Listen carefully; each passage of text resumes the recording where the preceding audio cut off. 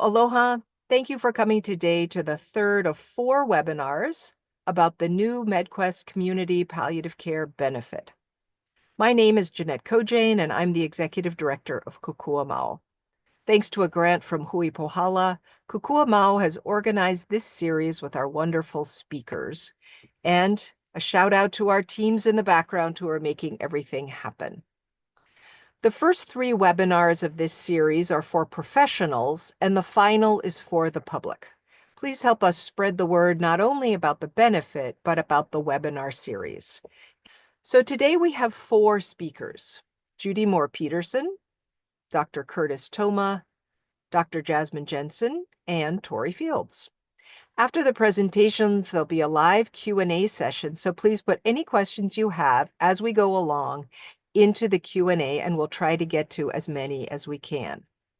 Thank you to everyone over the years who has worked on making this benefit a reality and helping us to be the first state in the country to be able to offer this to our people. So mahalo for coming, and we'll start the presentations now.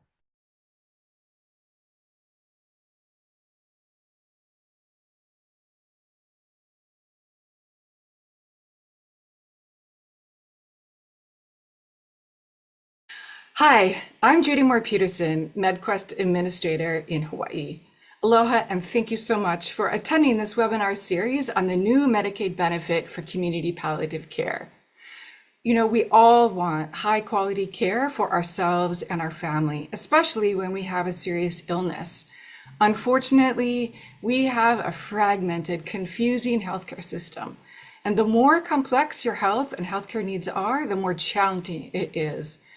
Navigating the healthcare system to get comprehensive, coordinated care can be extremely difficult.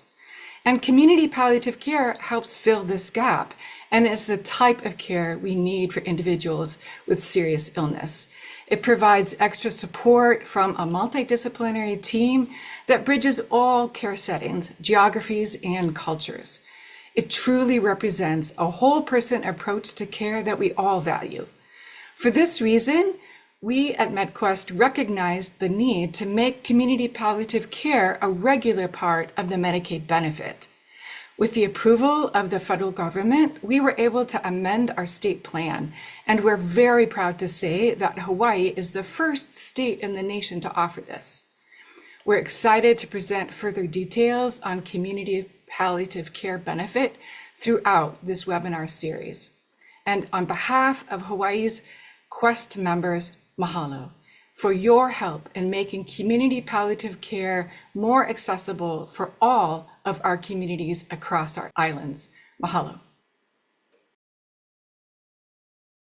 Dr. Curtis Toma completed a combined residency in both internal medicine and pediatrics and served as pediatric chief resident. During his clinical career, he has worked with underserved populations at community health centers in Hawaii.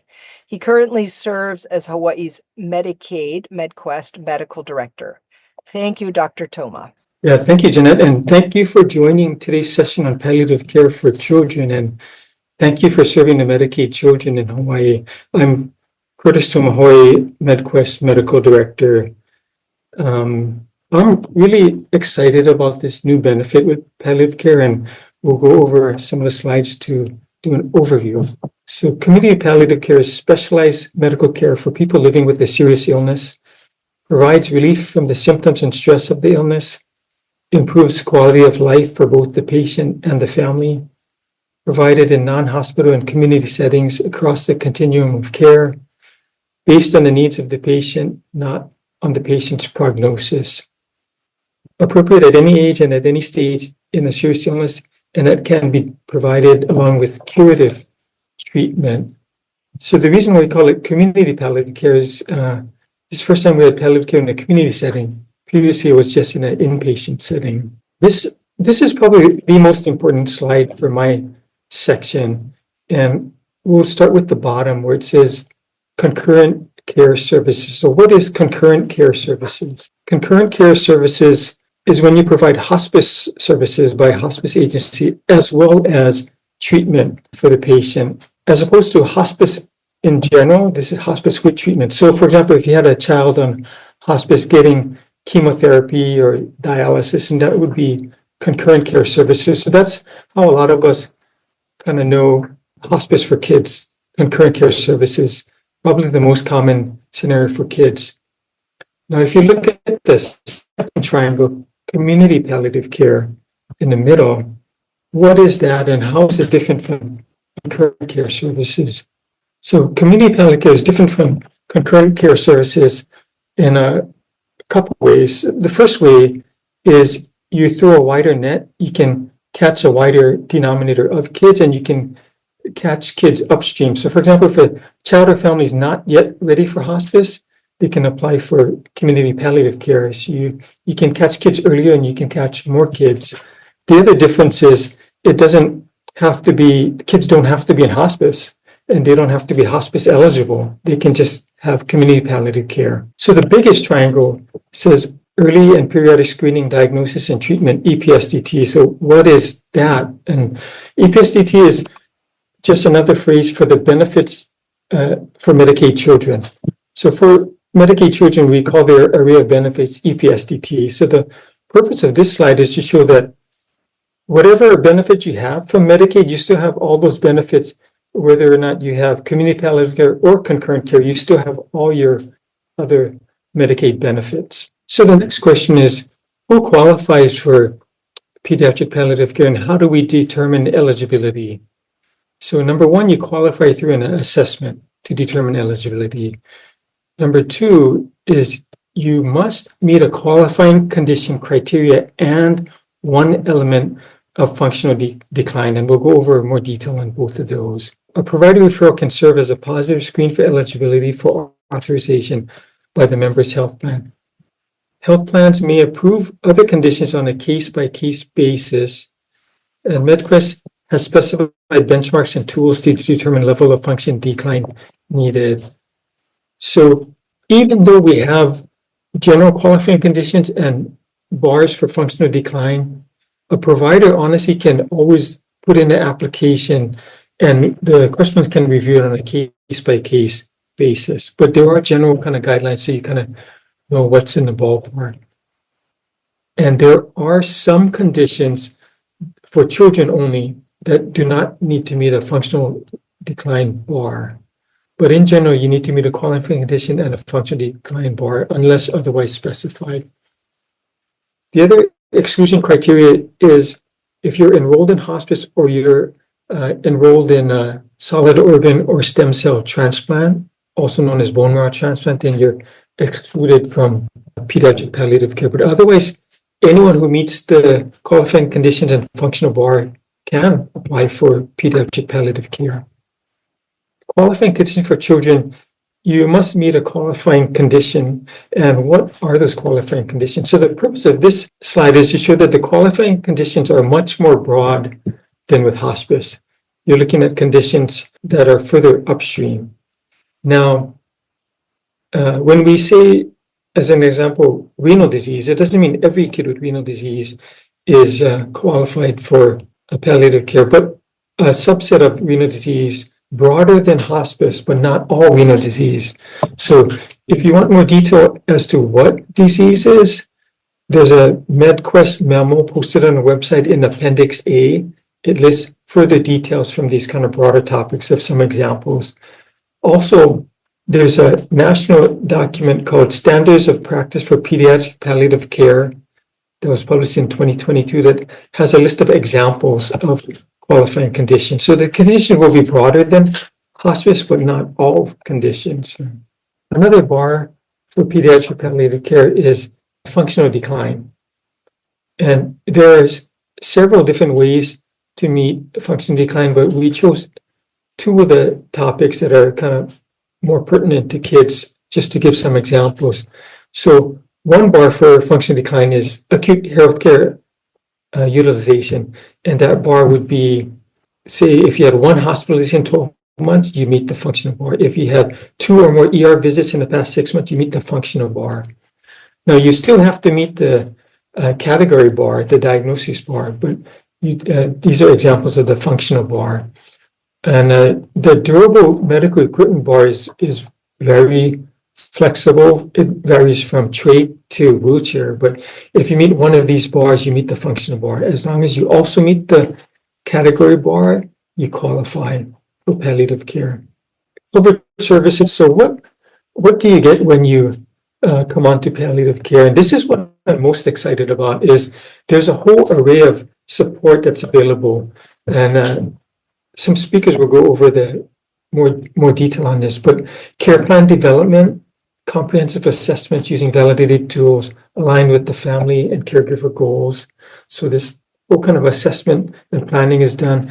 And for me, the interdisciplinary team that surrounds the patient is so helpful. And we'll go over that more in the next slide, as well as comprehensive management and care coordination, communication, things like advanced care planning. So there's this whole array of services that you as the individual provider wouldn't have the time and expertise to do, that is added on to the patient care. These are exciting examples of who's on the interdisciplinary team. So there is a physician specializing in palliative care. There's a RN, there's a LCSW, there's a grief counselor. There's even a child life specialist. These are required members of the interdisciplinary care team. So all this talent will surround the patient. In addition, there's also optional members, things like pharmacist, social worker, licensed mental health provider, community health worker, that can be pulled in to add more support. Okay, so that's it for the summary. We're really excited. Hawaii is the first state in the nation to add this Medicaid benefit. We're really excited about it, and looking forward to further collaboration on it. Thank you. Dr. Jasmine Jensen is a board-certified hospice and palliative care physician and a pediatric oncologist. She has been a member of the medical team at Kapiolani Medical Center for over 10 years, providing care for patients with complex, chronic, and often life-limiting conditions. One of her goals has been to increase access to pediatric palliative care and hospice services for patients and families residing on our neighbor islands. She works closely with community-based hospice agencies throughout the state to ensure that kids and families have support in their own communities to help them navigate the unimaginable challenges they face. Thank you, Dr. Jensen. Thank you, Jeanette, for that wonderful introduction. I'm so excited to be here with you today to talk about this new benefit that has been approved for our community. And I, of course, will be focusing on the pediatric component of the benefit. So moving right along, my agenda today is to share with you the roles of the various team members who make up the pediatric palliative care team. It is a multidisciplinary team, and that's so important to the success of this effort. I am also going to share with you a case study that is fictional, but loosely based on some of the patients that I've cared for in our community. And my hope is that I can again illustrate what the team members on the palliative care team will be providing for these patients and families, will hopefully highlight the importance of good care coordination and communication with multidisciplinary team, all of the providers that are taking care of these medically complex kids, and talk just about a few of the decision points that might arise in the disease as these kids are followed by a program like this. So this is a very simple slide to illustrate, again, the importance of the multidisciplinary team for the pediatric palliative care effort. Everything focuses and centers around the patient and family. So there's multiple disciplines, multiple clinicians involved, including physicians, RN nurse coordinators. We've got social workers, grief counselors, child life specialists who are focusing on psychosocial well-being, spiritual well-being. And then, of course, PCP, the multidisciplinary pediatric teams are always going to be essential to caring for this patient population. Let's take a closer look at the individual members of the pediatric palliative care team, and we'll start with the physician. Physician is going to have a long-term longitudinal relationship with these families, and continuity of care is so essential for the success of this program. Right from the time that the patient is enrolled on community palliative care benefit, the physician is going to start out that relationship by assuring that the patient is eligible. Eligibility can be determined by any MD, but the physician overseeing the pediatric palliative care team is going to keep a really close eye on this during the time that the patient is on the service. They're also going to be routinely screening and talking to families about physical symptoms that their kids might be experiencing, and ensuring that there is a good plan in place to address these physical symptoms to ensure that kids are able to live their best lives. And from there, the physician is also going to be paying attention to the clinical care plan. So they're going to be engaging in longitudinal goals of care discussions with these families. And it's important to know that goals of care are going to change as these kids transition and their disease processes run their course. And so this is an opportunity for the physician to check in routinely to make sure that the plan remains up to date and is as appropriate for the patient, no matter where they are in their disease trajectory. The physician is also there to ensure that the family is receiving and understanding information from the rest of the clinical team. And this is so important to ensure that they are able to make the best decisions that they can for their kids.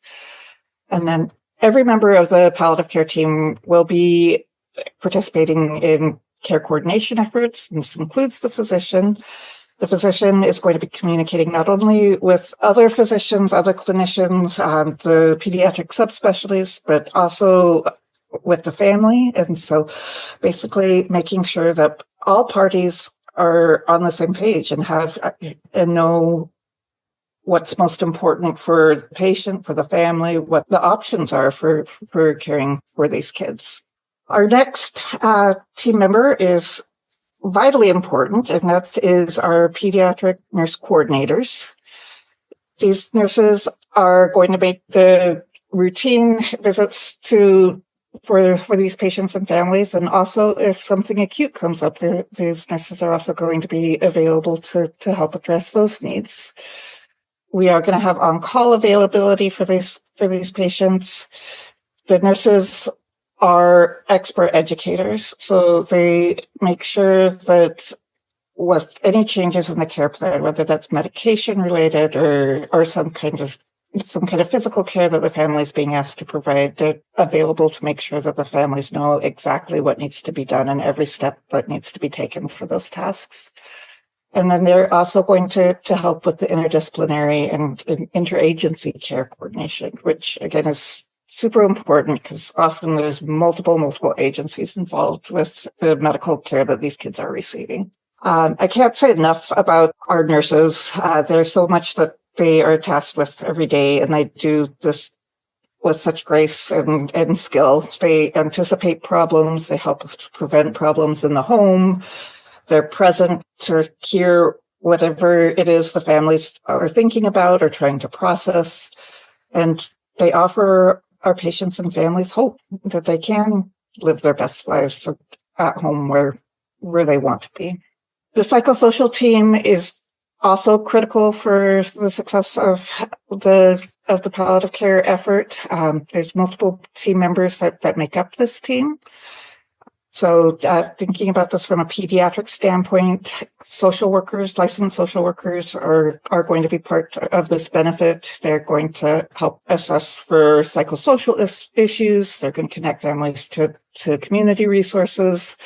They're a person who's trained to listen. So they help families with problem solving.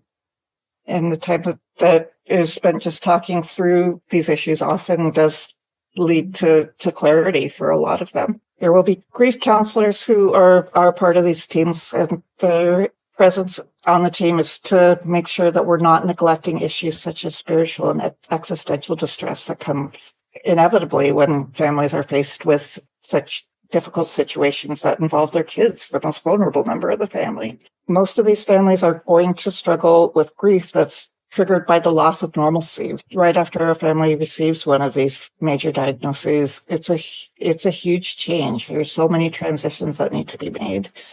And then for diagnoses that are life-limiting, grief starts early. And so our grief counselors are here to help families process through anticipatory grief. And for my teams, the patient themselves are young, they're kids. And so we are going to have pediatric patients who are in multiple developmental stages. And so our child life specialists are there to help make sure that we are providing developmentally appropriate care. I kind of think of child life specialists as interpreters for doctors. They explain things in a way that will make sense to kids at their various developmental stages. A lot of these kids are still receiving medical therapies that can be overwhelming and scary. And so the child life specialists help kids to prepare and process that.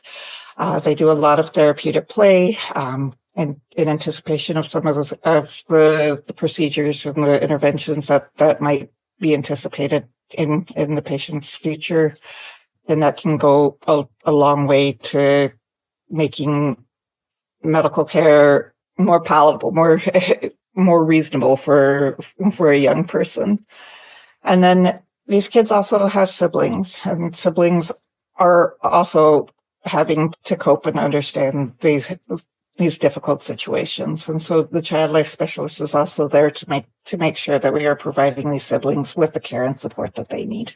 So in order to really help bring this to life, I'm going to share a case presentation. Adam's story is fictional, but it is based on several of the patients that I've cared for here in our community. So just to introduce you to one of our patients, Adam is a healthy, happy baby boy. When he's born, everything seems perfect. He is a joy to his family. At first, he seems to be meeting all of his milestones with no issues. He learns to crawl. He learns to walk. He talks and is very interactive, very loving with his family. Early on, though, Adam's mom becomes somewhat concerned. Adam has a big sister, and she, like all parents, has paid careful attention to both of the development of both of her kids. And she notices that Adam's development is slower than what his sister's was at the same age. She brings us up to the pediatrician at one of his child checks. And at that time, everything still seems okay. The pediatrician reassures her that kids develop at different rates, and that Adam's going to be a little different than his sister, and that's okay. On this morning, when Adam walked around the house, his mom felt like he looked like he was drunk. And so that prompts another trip to the pediatrician, and he agrees that Adam's exam is not normal now, and he recommends that Adam be admitted to the hospital. Right off the bat, after this admission, an MRI is obtained, and it's not normal, but they don't know why. They're not able to give a diagnosis immediately. So think about what this would be like if you were in these parents' shoes.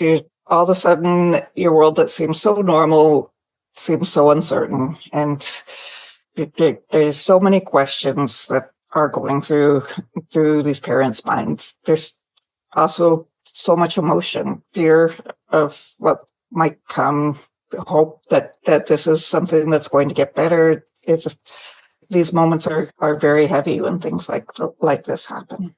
So Adam actually gets discharged without a diagnosis, but that doesn't last for long. He's readmitted a few months later after experiencing a seizure. This is his first seizure, and it lasts for greater than 30 minutes. By that time, genetic testing that had been obtained on the first hospitalization is finally back, and we know now that Adam has a condition called metachromatic leukodystrophy. Treatments are evolving for these conditions, but it's still a very significant subset of kids that have this condition where we don't have good treatment options, and it is a life-limiting condition. During this admission that is happening for seizure control, the decision is made to introduce Adam's family to the inpatient palliative care team at the medical center. Adam's PCP has known the family for a long time, and he's been following closely during this hospital stay. He's noticed that since the first hospital stay, that Adam's parents really have been struggling. They missed some of the follow-up appointments with the specialists that they missed during the first hospital admission. And there's increasing discord between mom and dad. And a lot of team members have brought up that they feel like parents are not on the same page when it comes to Adam's care. The PCP is concerned about discharge and what's going to happen next. And so he reaches out and talks to the inpatient palliative care team about his concerns and asks for advice. Together, the PCP and the palliative care team advised that a palliative care assessment be performed prior to discharge. And this, again, is something that can be done in an inpatient setting, in an outpatient setting, by any medical provider that's caring for Adam. But in many cases, in pediatrics, this is exactly the scenario that we run into. And so it does make sense that this is performed in context with the care that's happening there at this moment of crisis. After this assessment, it's determined that Adam is eligible for community palliative care benefit. Eligibility for this benefit is very inclusive. There's a long list of conditions that you can refer to as far as eligibility. And if there's ever any question, you can always reach out to palliative care groups such as the one that I'm with at Capilani Medical Center, and we can help to clarify whether or not patients are eligible for these services. If you suspect they are, we would just say don't hesitate to ask. We want to make sure that patients are connected with services as soon as possible so that families can get the support that they need to deal with situations like what Adam's dealing with. The Community Palliative Care Agency works with the family and providers before discharge, and they quickly develop a plan to support Adam and his family as they learn to navigate life with this new and horrible diagnosis. And just as a reminder of who makes up the palliative care team, we have our circle slide again. So we've got all of our clinical care team as well as psychosocial care team. Of course, the PCP and the multidisciplinary subspecialists are still part of the team and always will be. And at the center of that is Adam and his family. So as far as treatment plan goes, initially, often the psychosocial parts of the treatment plan are vitally important. So the PCP had reached out to the palliative care team in the hospital because he was worried about the psychosocial stress that the parents were experiencing. And so a full assessment is performed. This goes through topics such as financial resources, navigating insurance and disability benefits.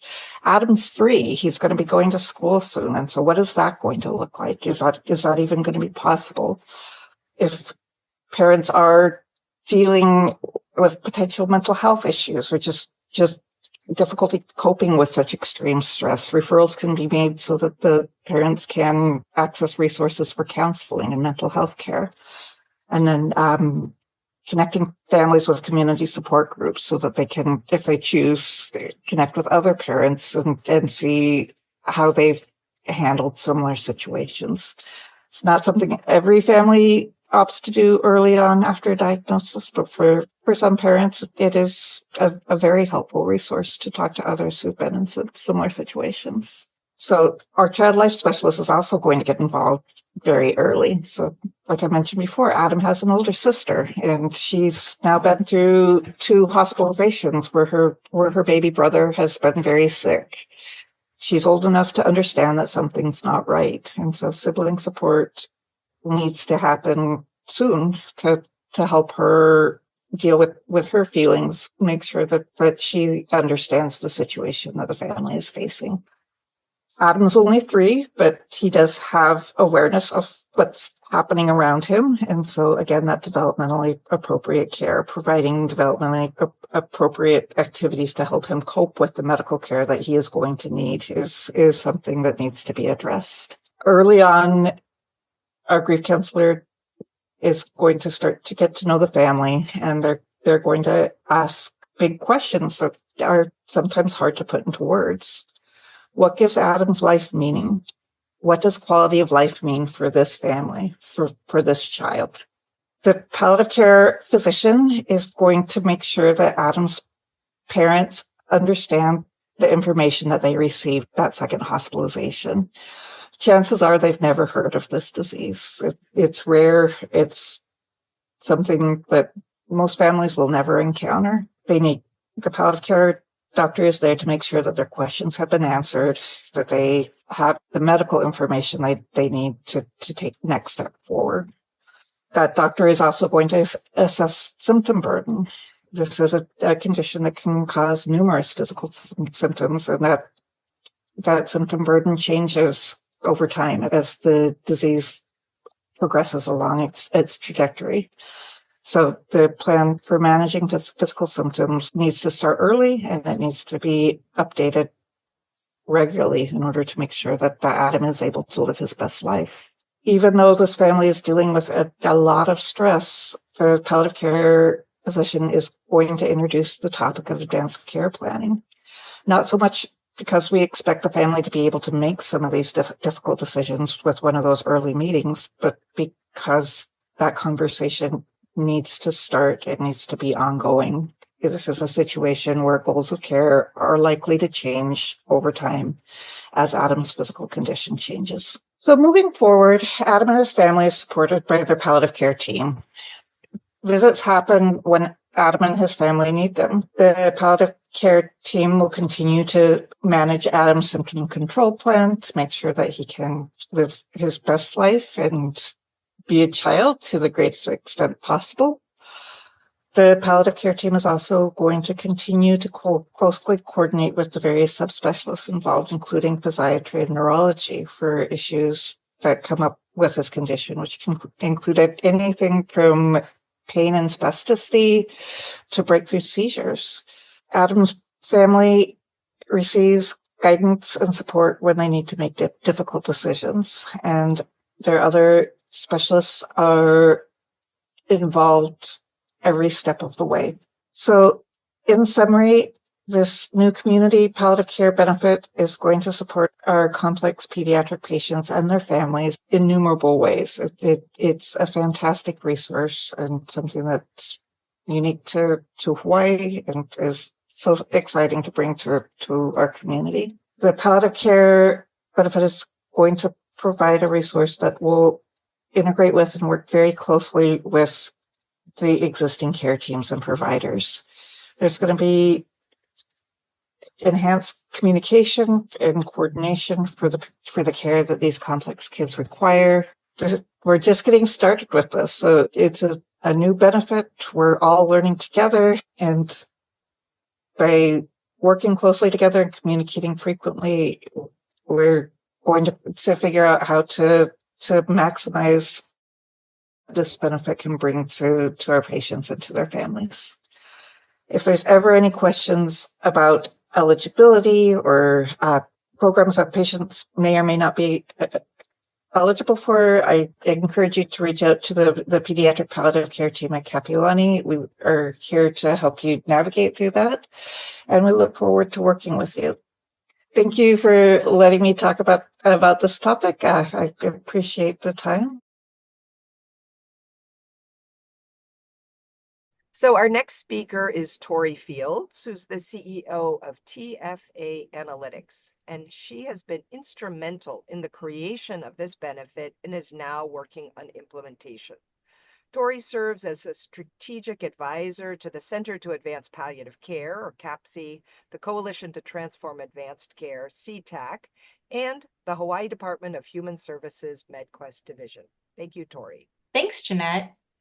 I am here today to share a little bit about the provider contracting requirements, the minimum visits, and the reimbursement and billing codes for the new community palliative care benefit, and this will be specifically for children.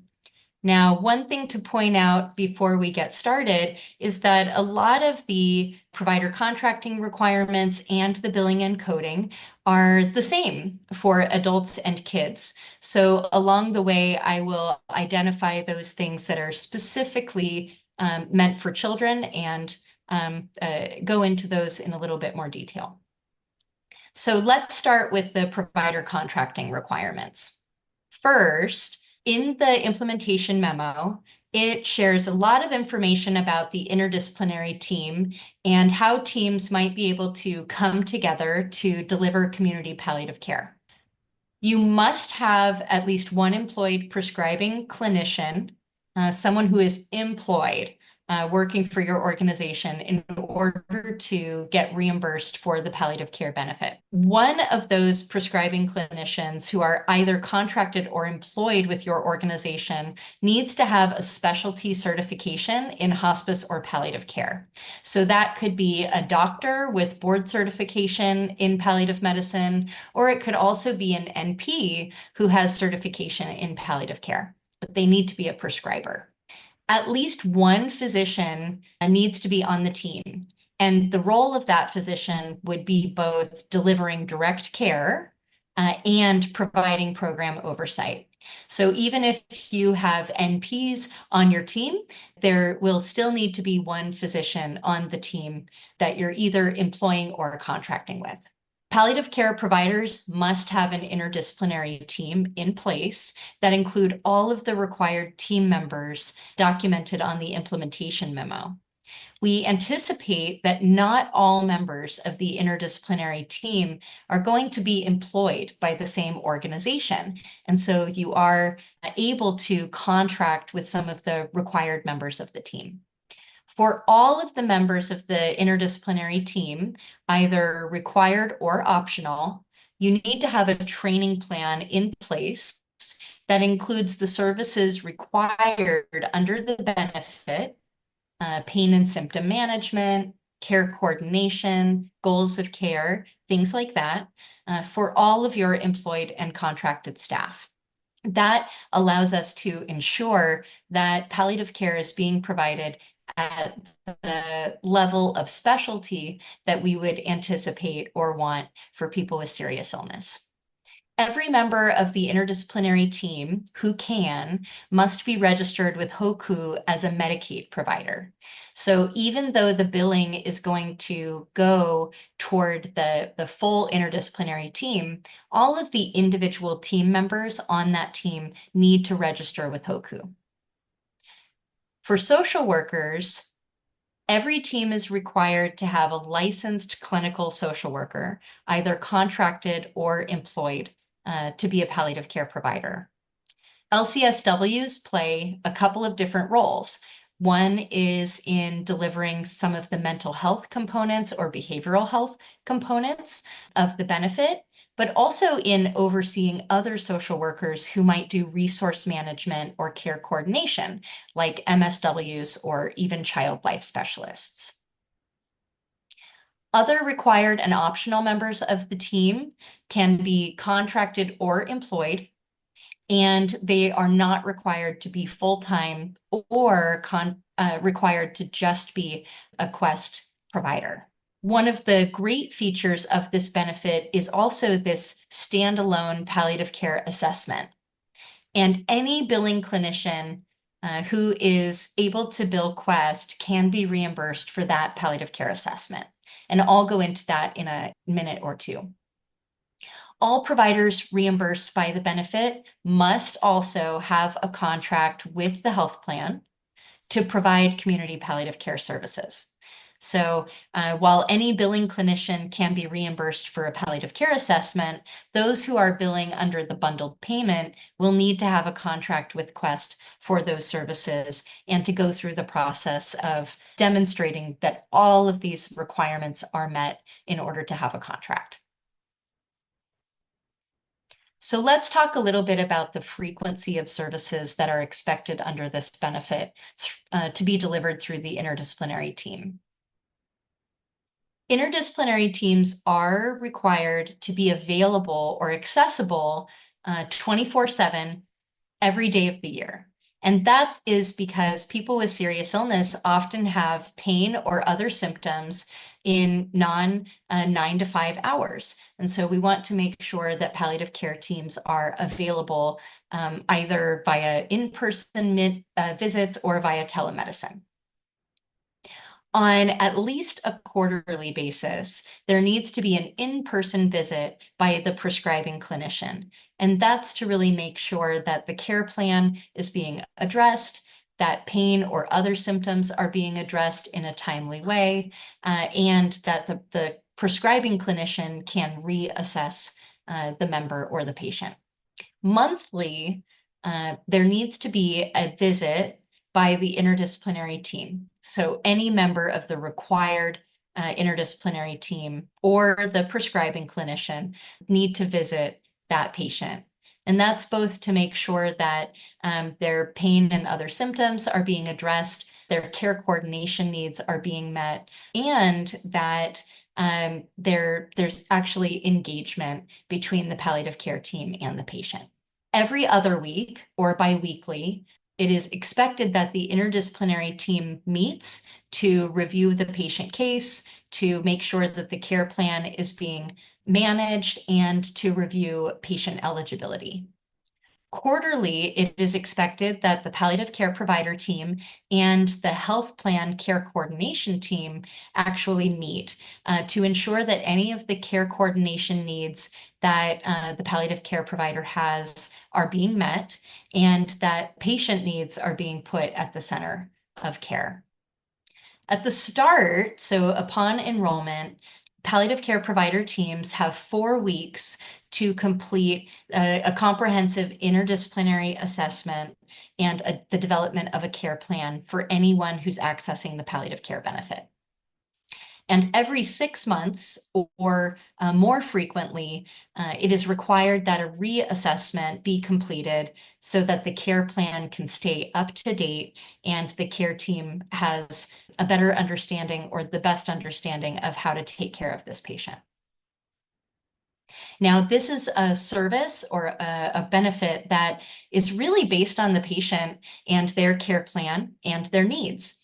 And so we anticipate that people receiving palliative care services are going to have different amounts of visits or different types of services delivered to them, either in their home or via telemedicine or in the outpatient setting. And so really focus on that care plan and the person's needs in order to determine the number of visits and services that should be delivered in any given month. So how does all of this get reimbursed and paid for? To start, there are 3 different aspects of the bundled payment structure for the palliative care benefit. There's an assessment, a bundled payment, and a reassessment. And assessments and bundled payments are reimbursed to the provider, the palliative care provider. And as I shared previously, any billing clinician can be paid for the assessment. The bundled payment is actually for the interdisciplinary team who's delivering the palliative care services, and we anticipate that the palliative care teams will be the ones performing the reassessment. You see the CPT codes or the HCPC codes that are associated with each portion of this payment structure, and the descriptions for each one of those codes underneath the codes. For providers who are billing on a facility type of claim or a CMS 1450, you will need to use the revenue code associated with palliative care services in combination with the HCPCs in order to get reimbursed. So let's go a little bit deeper into each one of these sections. Starting with the assessment, any billing clinician can be reimbursed for a palliative care assessment. That allows primary care providers, specialists, and palliative care providers to all be on the same page about patient eligibility and the care plan that needs to be documented. All members must be assessed for eligibility and submit documentation for authorization by the provider billing for the bundled payment. So sometimes it is anticipated that primary care providers might bill for the assessment and then refer to a palliative care team who then might bill for the bundle. And so the benefit has been configured in that way. There is a specific HCPC code that you will use for the initial assessment for palliative care services. And again, on the CMS 1500, you'll just bill using the S0280 code. For those that are billing on a CMS 1450, you would bill the HCPC code, this S0280, in combination with the revenue code 0693, so that you can ensure that it's documented that this is for palliative care services. So you'll see that in the table at the bottom. This code or combination of codes can only be billed once per member per provider for each unique episode of care. And so you would anticipate this to be the start of an episode. Providers who are performing the assessment must demonstrate that the member meets eligibility criteria and has consented to receiving services in order for it to be a referral for the bundled payment part of the benefit for the palliative care services. For the assessment, you will need to document the diagnosis code Z51.5 to also demonstrate that this is a palliative care encounter. The Z51.5 does not need to be the primary diagnosis on the claim. It just needs to be documented anywhere on the claim. So once you've assessed the person for palliative care need, you will then start billing for the bundled payment code. And all associated services delivered by the palliative care team will be reimbursed through that monthly bundled payment code. You'll see the HCPC S0311 that is specifically a monthly bundled payment rate for advanced illness management. And for those billing on a 1450, you'll use the revenue code 0690 to say that that's palliative care services. Providers cannot be reimbursed more than one time per month for services, and you must deliver services by the interdisciplinary team during that month in order to be reimbursed. And this is not something that's prorated, so providers can be reimbursed in full for each month that somebody is enrolled and receiving services. And because this is a bundled payment, providers delivering care must not bill for additional services that would be included as part of the bundled payment rate. You can look in the appendix section of the implementation memo to look at the codes that are associated with that bundled payment. At least once every 6 months, or when somebody's status changes, you will bill a reassessment. And that HCPC code is S0281. So very similar to the assessment, that assessment is going to be ensuring that the care plan is updated and maintained. And you will use that same revenue code if you're a facility, the 0693, to document that this is for palliative care services. Reassessments cannot be reimbursed more than one time per month, but they must be completed at least every 6 months or when somebody's goals for care change. And similar to the assessment, you will want to put the Z51.5 diagnosis code to demonstrate that this is a palliative care encounter. So just some final highlights for you. Only the assessment and the reassessment codes need to have a diagnosis code that specifies that this is a palliative care encounter. Providers who are billing on a CMS 1450 will need to use specified revenue codes in addition to the HCPC code. Codes that are included in the bundled payment differ between Medicaid and dual eligible members, and you will find a comprehensive list of those codes in the implementation memo in the appendix. And for services that are not covered by the codes included in the bundled payment, providers may bill separately. And this can often happen with LCSWs who have an independent practice, or for physicians who might be having palliative care consultations as well. That's a little bit about the contracting standards, the minimum services, and the reimbursement. And I'll turn it over to you, Jeanette. Well, thank you very much. Thank you to our speakers. We have about 10 minutes for questions, and so I'll just get right into it. I'm going to start with the questions about the form. The 2 questions. UB04 is a hospice billing form. Why would we use this when we have a 1500 claim?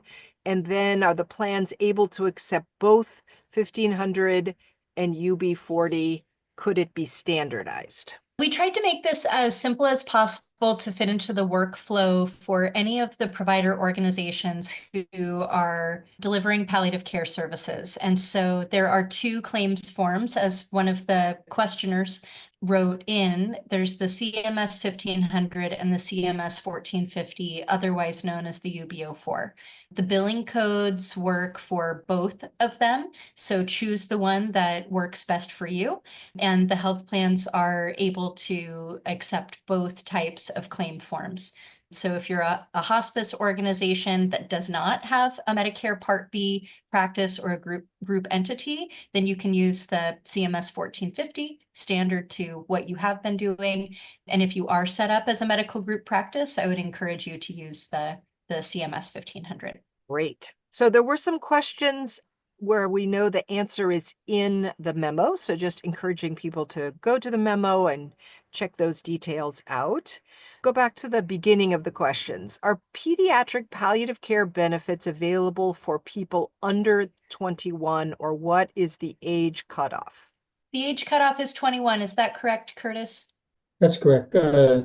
So under 21. Yeah. Under 21. Okay. And then what is the pediatric age requirement for the child life specialist services? And I'm wondering, is that also for the family, for the siblings, or? The requirement is in line with the pediatric piece, right, Jasmine?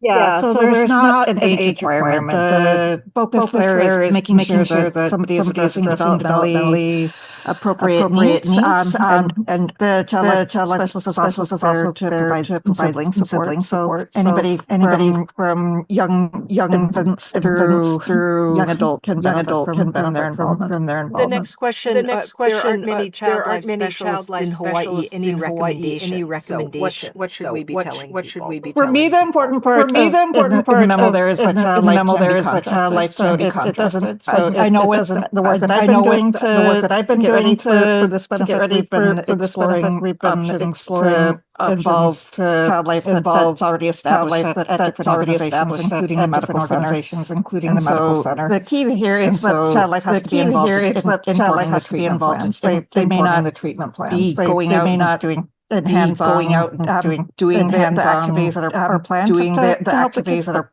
planned are there as a resource for the team, so that we do have this component of the care plan taken care of. Can hospitals refer and where referrals program and where absolutely hospitals, primary care offices, subspecialty primary care offices, basically any physician where these kids are encountering clinical care, where these kids are encountering clinical care. There's questions from any of the providers, they can always contact any of the providers. They can always contact and we will help you to navigate the eligibility questions, to navigate the eligibility questions. Number of different possibilities as far as organizations and groups that could be delivering but there are some that are already established and have experience through concurrent care for dealing with this patient population through concurrent care for dealing skilled at dealing with this patient population. So we've got at least one group on every island that is willing to help on every island that is willing to help with the pediatric patient population. There are a couple questions about the grief counselor, what type of discipline that is, and then, maybe Tori, this is for you. can they be under contract versus hired with the program? It's a great question. In the memo, what you'll see is a grid that shares what the education and competencies are for that grief counselor. They can definitely be a chaplain or spiritual care professional. And what we're really looking for is somebody who can address somebody's existential suffering and some of their spiritual and other needs associated there. So take a look at the memo and you'll see some pretty well documented educational and skills-based competencies. They are a required member of the team, but you can contract for them. So they do not need to be full-time employed with your organization. They do need to be part of the interdisciplinary team. Next question is about the IDT. Do all members of the IDT interdisciplinary team, including the child life specialists, need to attend IDT meetings? All of the required members of the interdisciplinary team need to attend the IDT meetings. So as Jasmine was sharing, one of the really great flexibilities about this benefit is your opportunity or ability to partner. And that means that sometimes the child life specialist, for example, might not actually be doing direct services, but they are there to inform the plan of care. And so you want to include them as part of your interdisciplinary team meetings to ensure that they're informing the plan of care and that they can be part of delivering services if that's what's been identified through the other IDT members. Okay, next question. Is there a limit to how long patients can get services? Does this run out? There is no limit to how long somebody can get services. That's actually the focus behind the reassessment codes. So there's a requirement that somebody needs to continue to qualify or continue to have needs that the palliative care team can address. And we don't know necessarily how long that is. It's going to be variable by patient case. So they still need to have needs and qualify for the benefit in order to continue services. And you'll be able to document or get that authorized as part of the reassessment. I'm going to ask a question about assessment because I know a lot of people are interested in this new piece on assessment and reassessment. Is each member of the palliative care team billing for assessment and reassessment through the bundled payment code only, or can each required palliative care team bill separately for their initial or subsequent assessments if they are able to bill separately? Good question. The billing clinician or prescribing clinician, it's likely often an MD or an NP, will perform the initial assessment or the reassessment, and those are billed separately. They're outside of the bundle.